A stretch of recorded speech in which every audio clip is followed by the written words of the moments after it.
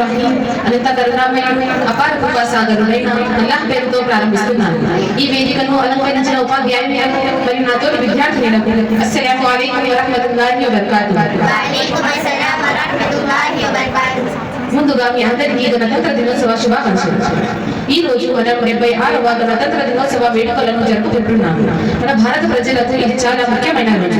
ప్రతి సంవత్సరం జనవరి 26న మన భారతదేశంలో గణతంత్ర దినోత్సవాన్ని జరుపుకోవడానికి ప్రధాన కారణం ఏమిటంటే 1947 ఆగస్టు 15న మన దేశానికి స్వాతంత్రం వచ్చినప్పటికీ మన దేశానికి సొంత రాజ్యాంగం లేదు.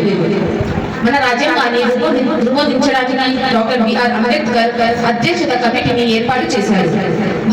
భారత రాజ్యాంగాన్ని రూపొందించడానికి 2 సంవత్సరాలు 11 నెలల 18 రోజుల సమయం పట్టింది. అప్పుడు జనవరి 26, 1950 భారత రాజ్యాంగం దేశం మొత్తం అమల్లోకి వచ్చింది. అందుకే ప్రతి సంవత్సరం మనం అందరం గణతంత్ర దినోత్సవ వేడుకలను జరుపుకుంటున్నాము. మన భారత రాజ్యాంగం ప్రపంచంలోకెల్లా అతి పెద్ద లిఖిత రాజ్యాంగం. ఈ రాజ్యాంగం వల్లనే మనకు స్వేచ్ఛగా జీవించడానికి హక్కులు లభించాయి. ఇంకా మనం ఇంత స్వేచ్ఛగా ధైర్యంగా బతకడానికి మన సైనికులు, మన దేశ స్వాతంత్ర పోరాట వీరులు ముఖ్య కారణం.